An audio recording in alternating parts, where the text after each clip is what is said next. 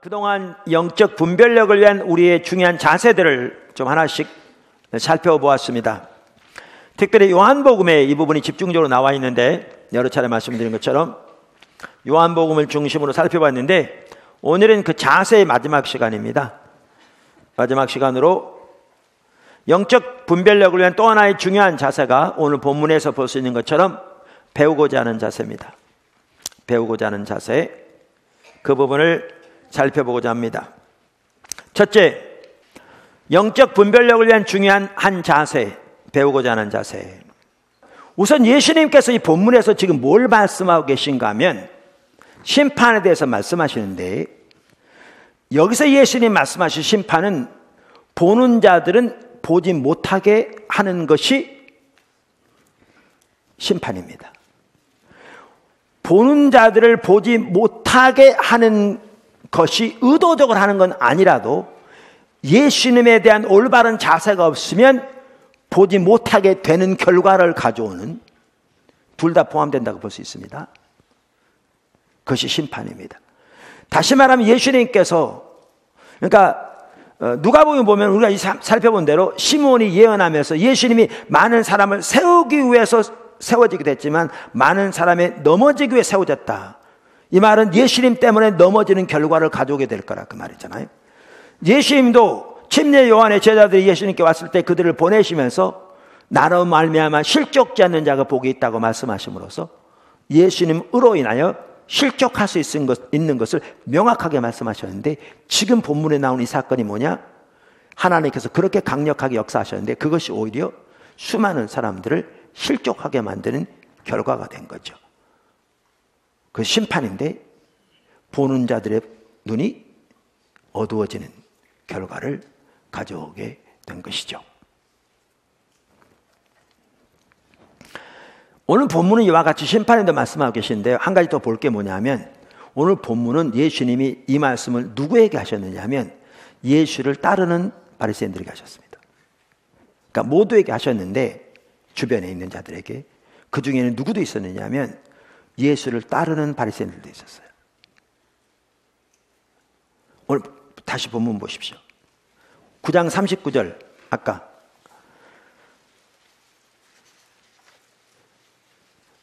심판을 왔다 그러면서 이렇게 말씀하시니까 그 다음에 뭐라고 그랬어요? 하시니 바리새인 중에, 누구 중에? 바리새인 중에 예수와 함께 있던 자들이, 어떤 자들이? 예수와 함께 있던 자들이 이 말씀을 듣고 우리도 소경인가? 그러니까 예수님이 이 말씀을 누구에게 하셨느냐 하면요, 예수를 믿은 바리새인들에게 하셨습니다. 그러니까 우리가 지난번에도 그 전번에도 보았지만 다른 복음서에는 안 나와 있는 내용이 요한복음에는 반복적으로 나오는데 피상적인 제자들의 모습이 반복적으로 나온다고요. 예수를 믿은 제자들, 예수를 믿은 유대인들, 예수를 믿은 바리새인들. 근데 이들이 진정으로 예수를 믿는 자들이 아니었던 거죠. 그러니까 나중에 예수님을 대적하고, 예수님은 그들에게 너희 아비의 마귀라고 말씀하시고, 심지어 그들 중에 예수를 죽이려고 하고. 그러니까 이들이 누구였느냐? 피상적인 제자들인 거죠. 따라다니긴 하는데 심지어 그들 중에는 예수님이 메시아임에 틀림없다고 왕삼을 하고 그랬는데 그 많은 기적을 경험하고, 근데 분별력이 가려워지니까 진정한 제자가 아닌 거죠. 오늘도 그런 내용입니다. 그럼 어떤 분이 이렇게 말할 수 있어요. 바리새인 중에 예수 함께 있던 자들이라고 그랬지 어떻게 믿는 자들이라고 그러진 않았지 않냐? 아니, 바리새인들이 뿌락지로 심어놓을 수도 있는 거지, 그 사람들 수도 있지 않냐? 이럴 수 있어요. 근데 여러분, 요한복음에 함께 있다란 말의 의미를 보면 이게 예수를 믿은 유대인들이라고 표현한 것과 같은 것임을 볼 수 있어요. 특별히 그 중에 한 예만 든다면 요한복음 6장 66절에 보면 오병이의 기적 다음에 예수님이 가르치실 때 많은 사람이 떠나갔잖아요. 어렵다고 하면서. 거기에 대해서 뭐라고 말하고 있는가 하면 그때부터 그의 제자 중에서 많은 사람이 떠나가고, 유대인들 중에 떠나가고 다시 그와 함께 다니지 아니하더라. 이렇게 말함으로써 여기 예수 함께 있던 자들이란 말은 다른 말로 예수를 믿은 유대인이란 말과 똑같은 말이에요. 근데 비상적인 믿음인 거죠. 그러니까 오늘 이 놀라운 기적을 보고 그랬는데 예수님이 심판을 말씀하시면서 아까 대적하던 바리새인들에게 해당되는 말씀이 아니라 이 말씀이 예수님을 따르던 유대인들에게 하신 말씀이에요. 따르던 유대인들에게도. 그러니까 제자들인데도 올바른 제자가 아닌 거죠. 근데 그들의 가장 핵심적인 문제가 뭐였느냐? 반복도 또 나오는데 여기에 영적인 분별력이 어두워져 있었던 거죠. 그러면 이제 영적인 분별력이 어두워져 있는 문제가, 이유가 뭐냐? 이제 그게 나오는 거죠, 여기. 그게. 이와 같이 오늘 본문 말씀에서 예수님은 예수를 믿은 유대인들에게 하셨던 걸 볼 수 있고요. 자, 또 하나 여기 볼 수 있는 게 뭐냐면, 그럼 왜 그들이 진정한 제자가 되지 못했느냐? 왜 그들의 영적인 눈이 어두워져 있었느냐? 그게 바로 예수님이 하신 다음 말씀에 나옵니다. 바로 다음 말씀에. 그러니까 우리도 소경인가? 라고 그들이 말했더니 예수님이 그들에게 말씀하시죠. 너희가 소경되었다면 죄가 없으려니와 본다고 하니 너희 죄가 그저 있느니라. 자, 그러면 하나씩은 살펴보죠. 아까 예수님이 심판하러 오셨다고 하시면서 그 심판이 뭐였어요? 보지 못하는 자들은 보게 하고, 이건 심판이 아니지, 구원이죠. 그 다음에 보는 자들은 소경되게 하려 함이라 그랬는데, 이 보는 자를 보지 못하게 하는 게 심판이잖아요. 그럼 여기 보면 누구에게 해당돼요? 지금 예수를 믿은 이 바리새인들도 해당되잖아요. 자, 그러면 그들이 보는 자라 그 말이죠. 근데 그들이 진정으로 보는 자들이었습니까? 아니죠. 이게 중요해요. 성경에 보면 반복적으로 나오듯이 그들의 진정한 영적인 상태는 소경이었습니다. 소경이었어요. 그래서 마태복음 23장 16절, 24절, 26절 등에 보면 소경된 인도자여, 소경된 인도자여, 소경된 인도자여 반복적으로 말씀하십니다. 바리새인들에게, 서기관들에게. 그리고 예수님께서 그들에 대해서 다른 곳에서도 말씀하시기를 소경이 소경을 인도하면 둘 다 구덩이에 빠진다고 말씀하셨죠. 그들은 철저하게 영적인 소경이었습니다. 근데 문제가 이거였습니다. 문제가 이거였습니다. 자신들이 영적인 소경이었는데, 자신들이 영적인 소경이었다는 사실을 인식하고 하나님의 도움을 구했더라면 그들의 눈을 열게 해주실 분이 바로 그 앞에 서 계셨는데, 이게 핵심인 거죠. 그래서 눈 멀었던 그 사람은 육신의 눈만 멀었을 뿐만 아니라 영적인 눈이 멀었던 자인데, 내가 아는 것은 소경이었는데 지금 본다고 말한 것처럼 그 육신으로 그렇게 되었는데, 나중에 이제 바로 그 인자를 만남으로, 그 인자를 믿음으로 영적인 소경이었던 자가 보게 됐는데, 그 구원에 거기 함께하고 계신데, 그 일을 위해 오신 분이 예수님이고, 그 예수님이 거기에 계셨고, 그 예수님이 그러한 분인 걸 보여주기 위해서 그 엄청난 기적을 행하셨는데, 문제는 그들이 하나님의 관점에서는 전혀 보지 못하는 자들이었는데, 소경이었는데, 본인들은 자신들을 생각하기를 보는 자라고 생각한 거죠. 그래서 예수님이 본다고 하니, 그러니까 소망이 없는 거죠. 소망이 없는 거죠. 그러니까 우리가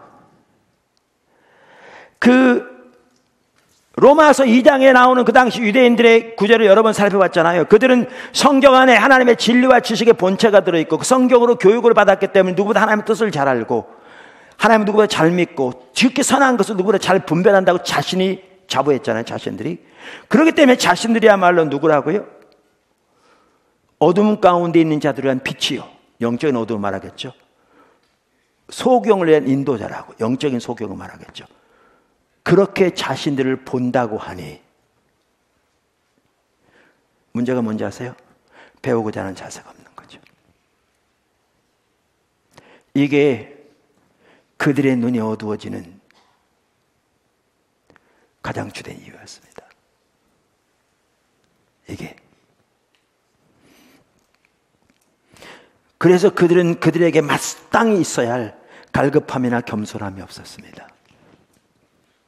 다시 말해서 그들은 배우고자 하는 자세가 없었습니다.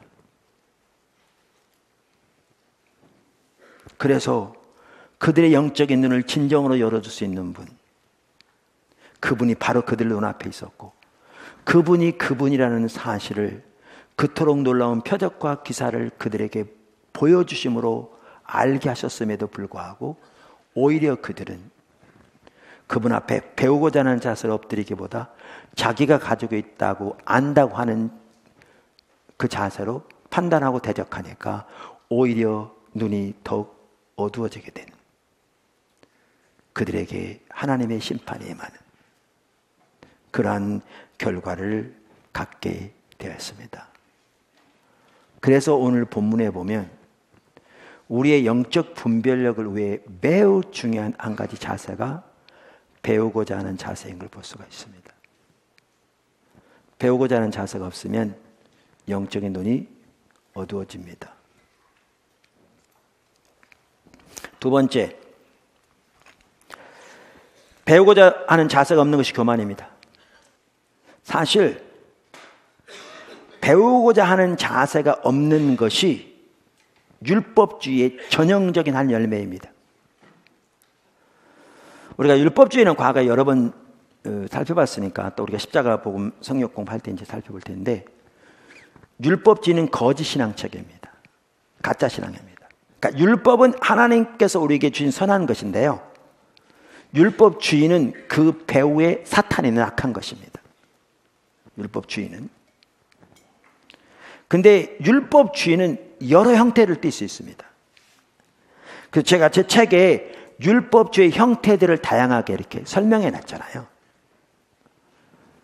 책에 있는 내용을 간단히 말하면 율법주의는 의식이 본질을 대체해버린 것입니다. 율법주의는 교리가 인격체를 대체해버린 것입니다. 율법주의는 이론이 실제를 대체해버린 것입니다. 율법주의는 가르치는 것이 사는 것을 대체해버린 겁니다. 외부적인 모양에 초점이 맞춰지면 자세는 소홀히 되고 외부적인 복적인 강조돼요. 주일 빼놓지 않고 예배만 드리고 가면 되는 거예요. 그럼 성수질한 거예요. 어떤 자세로 어떻게 나와서 어떻게 하나님을 찾고 어떻게 하나님 그분을 구하고 그분을 향해 갈망하고 사모하는 것은 전혀 중요하지 않아요. 포커스가 아니에요. 왔다만 가면 되는 거예요.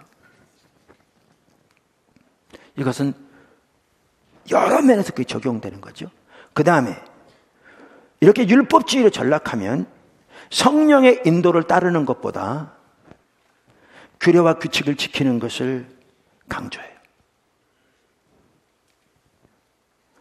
자, 그럼 신앙이 이렇게 율법주의로 전락하면 어떻게 되냐면, 율법주의로 전락하면 우리의 신앙은 일정한 규례와 규칙을 지키는 것으로 전락돼 버리고 말아요.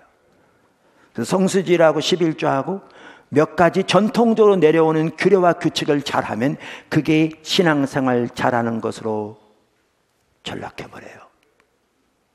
그것들이 중요할지 모르지만 그것들은 살아계신 하나님과의 동행하는 삶을 위한 수단에 불과한 건데 껍데기만 남는 거죠.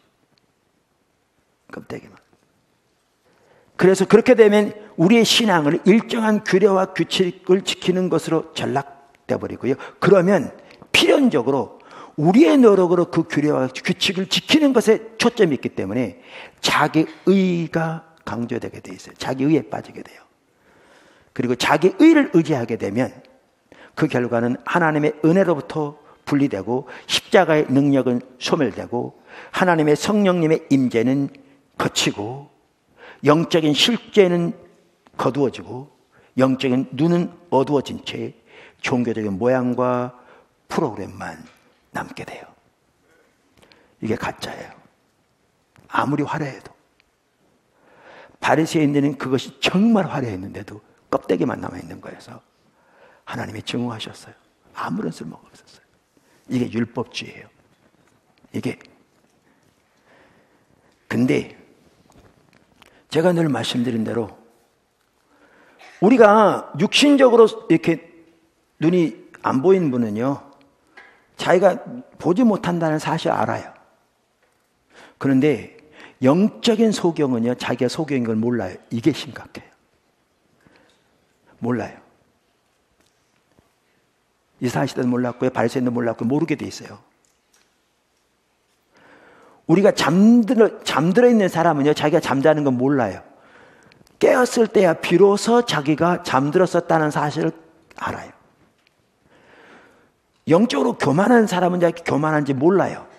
교만한 사람 누가 봐도 교만한데 그 사람들도 교만하다 그러면 화를 버럭 낼 거요? 몰라요. 그러니까 율법주의에 빠진 사람은 자기가 율법주의에 빠졌다는 사실을 전혀 몰라요. 왜냐하면 신앙에 대한 이해가 왜곡되기 때문에 몰라요.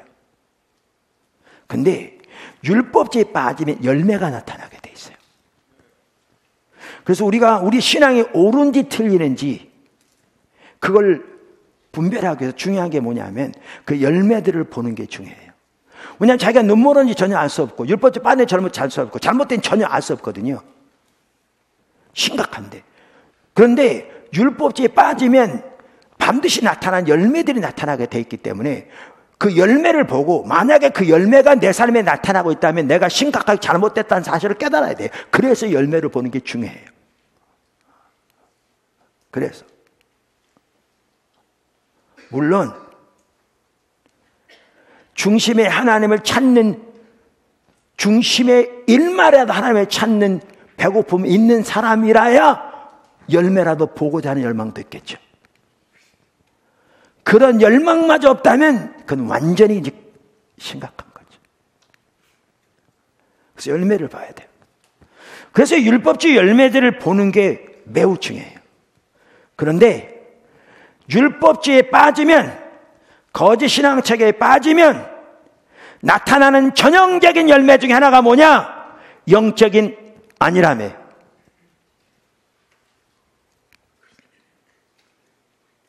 영적인 안일함이에요. 왜냐하면 성경적인 지식이 인격체와의 관계를 대체해버렸기 때문에 이론이 실제를 대체해버렸기 때문에 종교적인 의식을 지키는 것이 하나님과 동행하는 삶을 대체해버렸기 때문에 나름대로 성경적인 지식 몇 가지 전통적인 내려오는 그런 의식을 지키면 자기는 충분히 신앙생활 잘하다고 생각하기 때문에 나타나는 전형적인 열매가 뭐냐? 안일함이에요.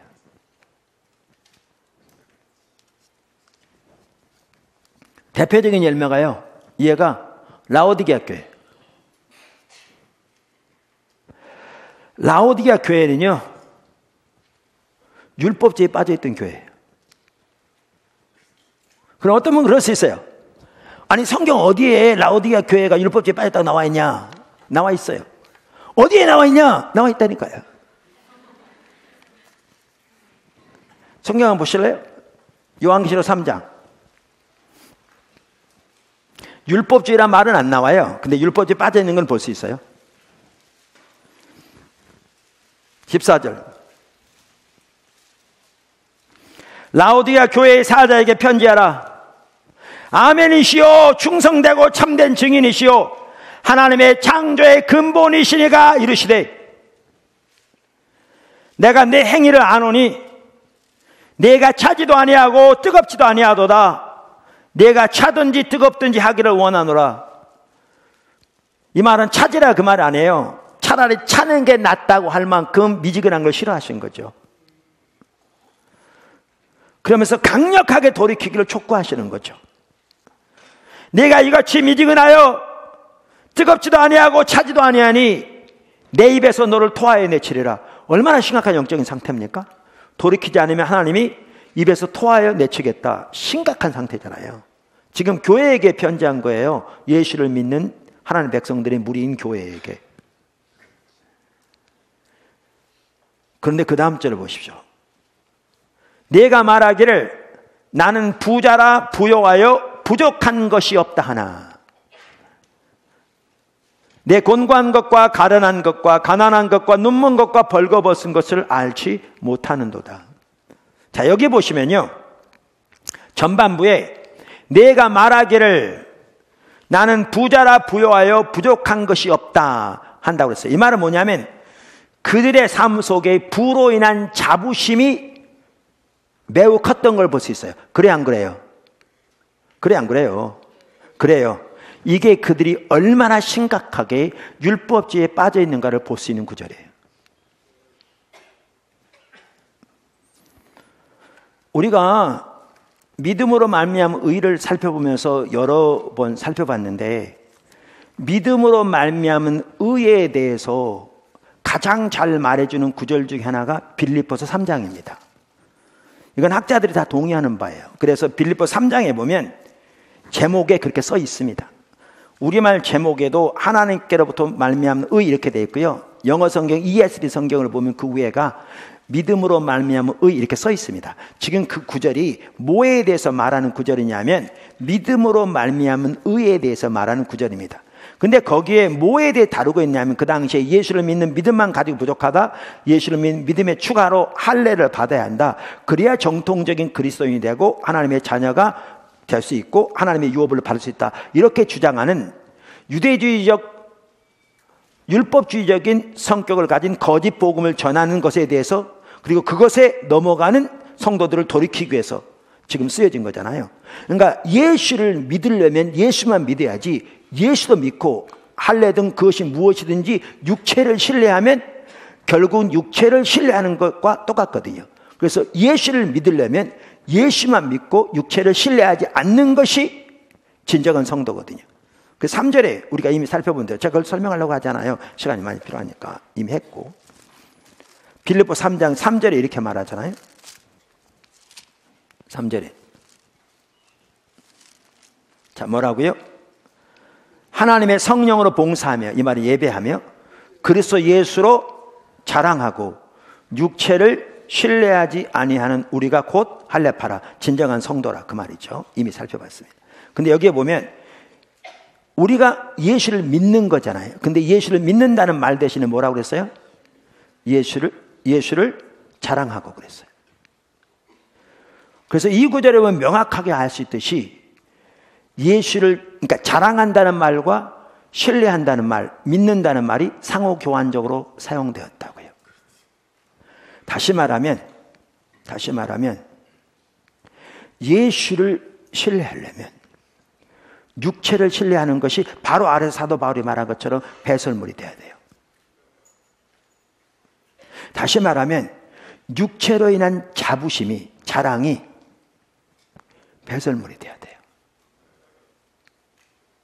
근데 아무리 예수를 믿는다고 말할지 몰라도 육체로 인한 자부심이 우리 속에 가득하면 그 사람은 실제로 그 육체를 의지하여 서는 거예요. 그게 율법주의예요. 그게 가짜 신앙이에요. 사도 바울은 그들을 개들의 행악자들이라고 표현해요. 여러분, 라오디게가 어떤 교회인 줄 아십니까? 부로 인한 자부심이 하늘을 찌른 자들입니다. 그들 율법주의에 빠진 자들입니다. 당연히 그들은 그 지역에 산업이 발달했고, 그러니까 개인이 부자였고 교회가 부자였거든요.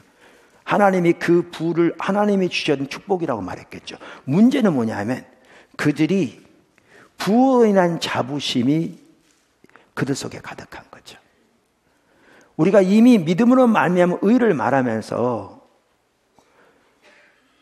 고린도서 1장 30절에 예수는 하나님께로부터 나와서 우리에게 의로움과 지혜와 거룩함과 구원함이 되셨다 그러면서 기록된 바, 구약 성경을 말하면 자랑하는 자는, 여기 자랑이 나오죠. 오직 주 안에 자랑하는 것 같으니라. 그러면서 우리가 그게 뭐죠? 예레미야 9장에 나오는데 부자는 그 부를 자랑치 말며 용사는 용명을 자랑치 말며 지혜로운 자는 지혜를 자랑치 말라.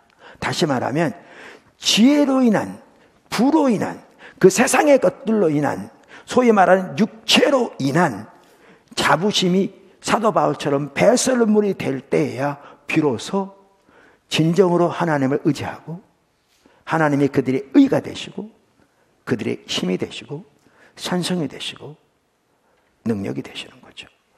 구원이 되시는 거죠. 그런데 라오디게아 교회는 예수를 믿는 성도들이었는데 부로 인한 자부심이 가득한 거죠. 율법주의가 가득한 거죠. 그러니까 그들에게 나타나는 전형적인 열매가 뭐였습니까? 하늘을 찌르는 영적인 안일함이었습니다. 우리 살만하다는 거죠.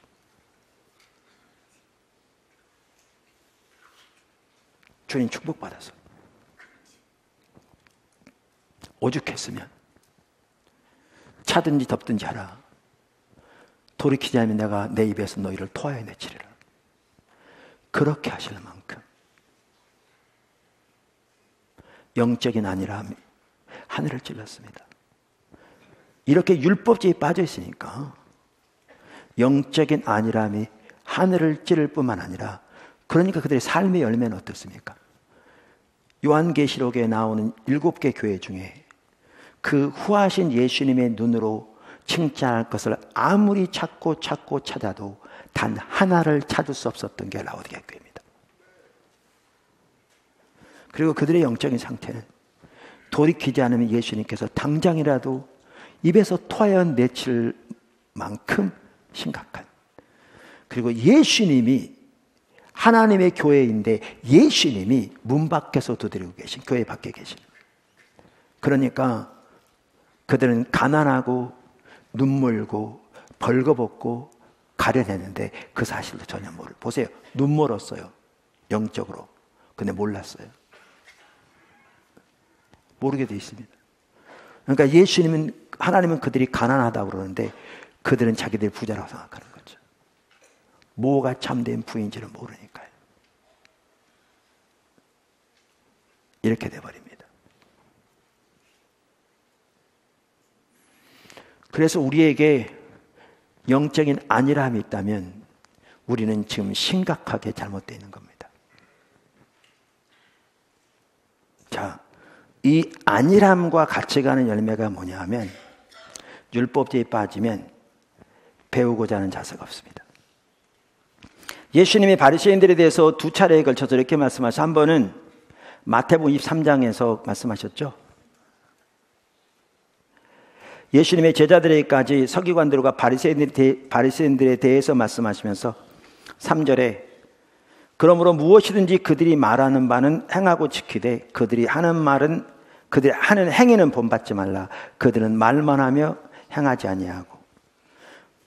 로마서 2장 15, 17절부터 그 당시 유대인들이 자기들 어떻게 생각하는가를 아까도 설명한 대로 말하고 난 다음에 성경은 이렇게 말하죠. 그러면 다른 사람은 가르치는 내가 내 자신은 가르치지 아니하느냐.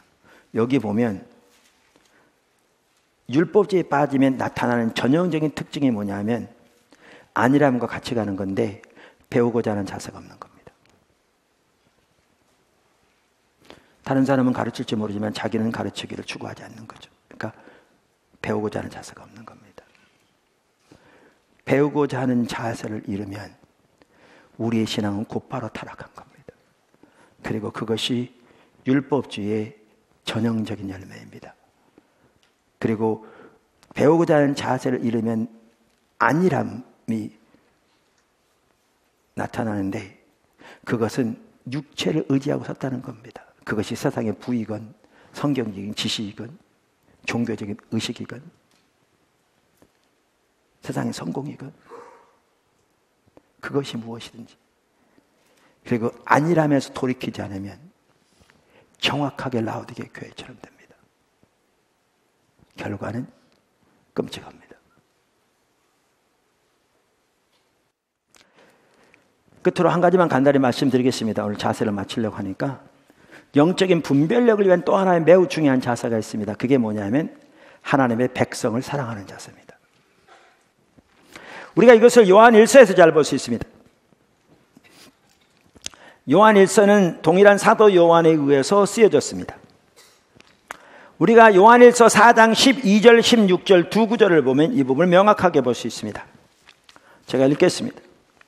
어느 때나 하나님을 본 사람이 없으되 만일 우리가 서로 사랑하면 하나님이 우리 안에 거하시고 그의 사랑이 우리 안에 온전히 이루느니라. 뭐하면?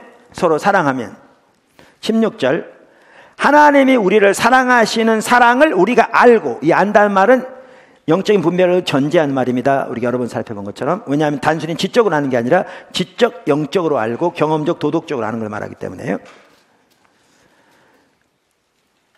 하나님이 우리를 사랑하시는 사랑을 우리가 알고 믿었노니 하나님은 사랑이시라. 사랑 안에 거하는 자는 하나님 안에 거하고 하나님도 그 안에 거하시느니라. 그러니까 요한복음 요한일서에 보면 하나님이 우리 안에, 우리가 하나님 안에라는 표현이 반복적으로 나오는데, 혹은 우리가 예수님 안에, 예수님 우리 안에, 이 말을 요한복음 전체, 요한일서 전체를 보면 의심할 나위 없이 하나님과 친밀한 교제를 의미하는 것을 볼 수 있습니다. 그럼 어떤 사람은 하나님께서 친밀한 교제 가운데 인도하시느냐? 사랑 안에 거하는 자. 그러면서 거기 한 가지가 형제를 사랑하는 자. 이걸 보면 중요한 한 부분이 뭐냐 하면 하나님의 백성을 사랑하는 마음이 영적인 분별력을 위해서 매우 중요한 자세입니다. 다시 말하면 여러분의 입장에서 보면 형제, 지체, 서로를 사랑할 뿐만 아니라 하나님의 교회를 사랑하고 목회자를 사랑하고 이렇게 하나님의 백성을 사랑하는 것이 영적인 분별력을 위해 매우 중요한 자세입니다. 제가 자주 말씀드리잖아요. 제가 하나님과의 올바른 관계 가운데 있으면요, 사람이 잘 안 보입니다. 안 보인다는 게 아니라 왜 안 보이겠어요? 보이죠. 여러분도 여러분 자신 안 보여도 여러분 옆에 사람 보이잖아요. 내 교만한 건 안 보이는데 옆에 사람 교만한 거 보이거든요. 이렇게 안 보인다는 게 아니라 더 잘 보이겠죠. 문제는 뭐냐면 내가 하나님 집중력 찾으면 뭐 저분이 부족하다. 그게 보이면 아, 그러니까 목사가 있는 거지. 이렇게 보입니다. 그게 잘 안 보여요. 그러니까. 근데 내가 주님을 찾는 걸 소홀히 하면 이제 사람은 보입니다. 왜 저 양반은 저렇고, 왜 저 양반은 저렇고, 왜 저 양반은 저렇고. 이렇게 보입니다. 근데 내가 한 사람만이라도 왜 저 양반은 아직도 이러냐. 지금 포도나무 몇 년 됐는데 예수님 몇 년 이렇게 되면 내가 지금 병들어 있는 겁니다. 뭐냐면 내가 하나님과의 올바른 관계 가운데 있지 않기 때문에 이게 보이는 겁니다. 하나님을 알고 그분을 찾는 게 유일한 목표와 목적이 그분을 찾고 있으면 이게 보이더라도 아까 말한 대로 반응이 달라지는데 내가 하나님을 올바로 찾지 않고 있으면 상대방만 보입니다. 근데 한 사람만 그게 보여도 내가 잘못된 건데 이제 하나님과 관계가 올바로 안 돼 있으면 여러 사람이 보이죠. 왜 이 사람은 이렇고 왜 이 사람은 이렇고 왜 이 사람은 이렇고 이렇습니다. 제가 포도나무 교회를 섬기면서 제가 처음 교회 개척할 때 하나님 이 부분을 많이 다루셨습니다. 개척교회다 보니까 이렇게 어려운 분들이 많이 오거든요. 그러니까 목회자의 개인적인 도움이 필요한 분들이 많아요. 그러니까 도움이 필요하다 보니까 돈 받으러 온다는 게 아니라 영적인 보호와 케어가 필요한 분들이 많이 온다고요, 개척교회는. 이제 그러니까 한 번은 제가 새벽 기도 하면서 그런 푸념이 나오더라고요. 그러니까 정말 웃기는 거지, 잘못된 거죠. 그러니까 어리니까. 하나님, 우리 교회는 왜 좀 쓸만한 일꾼이 와야지 막 이런 사람은 오느냐고. 하나님의 그 말씀을 듣고 얼마나 견디기 힘들으셨던지 제가 기도하는데 그런 감동을 주시더라고요. 너는 내가 깨끗게 한 것을 감히 속되다 하지 말라 그러시더라고요. 그런데 이제 하나님을 집중적으로 구하는 자리로 돌이켜신 다음에 포도나무께 세워진 다음부터는요, 제가 교회를 향한 하나님의 질투를 조금 느끼는 게 교회나 성도들에 대해서 부정적인 마음을 갖게 하는 것이 지금 25년 되는데 손가락 꼽을 만큼 많지 않고요. 그때마다 곧바로 회개하게 하셨어요. 예를 들면 이런 겁니다. 교회가 중요한 프로젝트를 해가는데 다들 힘을 내서 헌금하는데 내가 보기엔 저 양반은 헌금을 좀 할 수 있는 분인데 안 해. 물론 제가 모든 성도 헌금하는지 다 조사하지는 않습니다. 근데 어떨 때 이제 그렇잖아요. 근데 그런 마음을 가지면, 그러니까 이제 마음속에 좀 서운한, 그러면 하나님 곧바로 다루십니다. 왜요? 그분은 내 종이 아니거든요. 이 교회는 내 교회가 아니고. 그 죄는, 그 자세는 죄죠.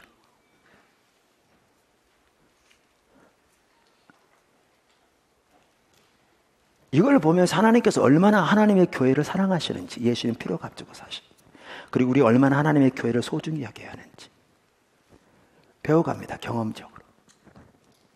제가 가끔 말씀드리지만 자녀들에 대해서도 그래요. 많은 부모들이 자녀들이 자기가 보기에 이렇게 기준을 정해놓고 안 맞으면 막 온갖 때로는 욕설, 부정적인 얘기를 많이 퍼붓습니다. 이거 저주하는 겁니다. 본인은 저주라고 생각 안 할지 몰라도 그건 저주하는 겁니다. 그리고 그런 자세를 가지고 있는 한 그 부모의 기도를 들으시고 하나님이 그 자녀를 돌이키지 않을 겁니다. 왜냐하면 중심부터 바뀌어야 되는데, 이게 지금 병들어 있는데.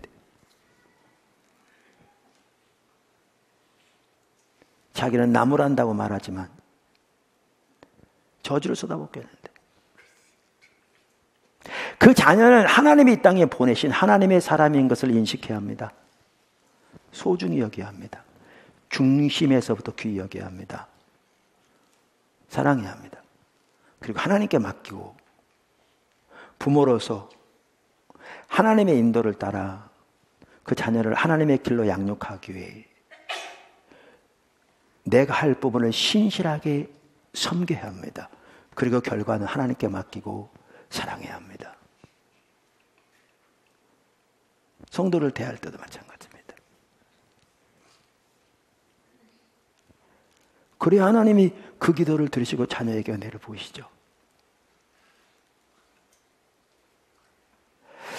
어떤 성도들 같은 경우는 교회에 대해서 기본적으로 부정적인 인식을 가지고 있는 사람들이 있습니다. 목회자에 대해서 기본적으로. 어떤 성도들은 성경보다 인터넷에 떠다니는 이상한 글들을 자기의 신앙의 기준으로 삼는 사람들이 있습니다. 확인도 안 되는. 이 말은 모든 옳지 못한 걸 다 옳다고 말하는 얘기가 전혀 아닙니다. 제 얘기는 자세를 말하고 있습니다. 제 얘기는 중심을 말하고 있습니다.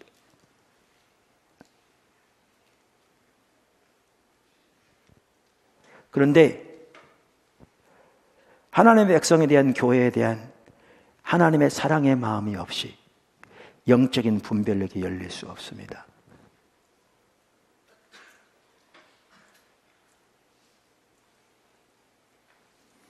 그래서 우리에게 매우 중요한 게 하나님의 백성을 사랑하는 하나님의 마음입니다. 저는 이걸 느끼겠더라고요. 미국에 어떤 큰 하나님께 귀하게 쓰임받은 목사님이 계셨는데요. 하나님이 그분을 좀 더 이렇게 넓은 이렇게 광범위한 차원에서 사용하시기 전에 뭐부터 하게 하셨냐면, 미국 같은, 특별히 남부 같은 데 가면요, 딥 사우스라고 그러잖아요. 아주 보수적인 지역인데, 제가 남부에서 공부했었는데, 어떨 때는 큰 사거리 같은 데 보면 사거리 코너에 교회가 하나씩 다 있어요. 이제 교파가 다른 이런 경우들 많이 있어요. 그런데 그분 같은 경우는 뭐부터 훈련시켰냐면, 맞은편에 있는 교회를 축복하는 것부터 훈련시키시더래요. 왜냐하면 내 교회만 사랑하는 자세를 가지고 하나님이 교회들을 섬기는 일에 세워지지 않습니다. 고향에 생산한 맡깁니다.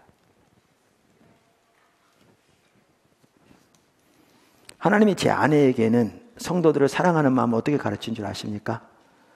제가 미국에서 이제 공부하면서 어려우니까 제 아내가 베이비시터도 하고 그랬거든요. 이렇게 집에 가서 애들 봐주고. 하나님 이렇게 가르치신 거죠. 그 베이비시터가 아이를 학대하면, 사랑하지 않으면 그 부모가 자녀 맡기겠냐?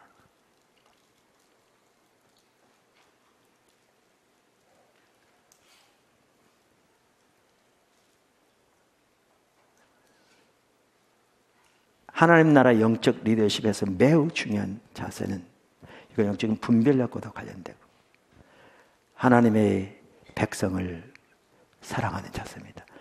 우리는 그것을 예수님의 삶에서 가장 잘 볼 수 있을 뿐만 아니라 사도 바울의 삶에서도 그가 복음으로 뿐만 아니라 자기 목숨까지 기꺼이 그들을 협의하지 않았다고 말함으로써 얼마나 하나님의 백성들을 사랑했는지 볼 수 있습니다. 포도나무 교회가 하나님께 쓰임받은 교회가 되려면 포도나무 교회만 사랑하는 성도들이 모이면 포도나무 교회는 하나님의 목적을 위해 쓰임받을 수 없습니다. 니나 잘하세요 그럴 겁니다.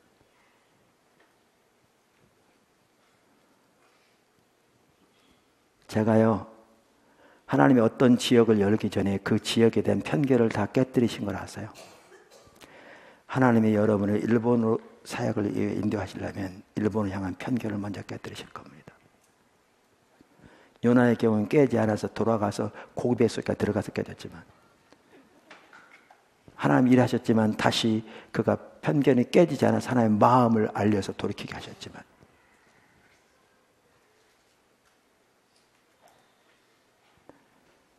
영적인 분별력에 위한 한 중요한 자세, 하나님 백성을 사랑하는 것입니다. 오늘의 영적 분별력의 자세 중에 두 가지를 살펴봤습니다.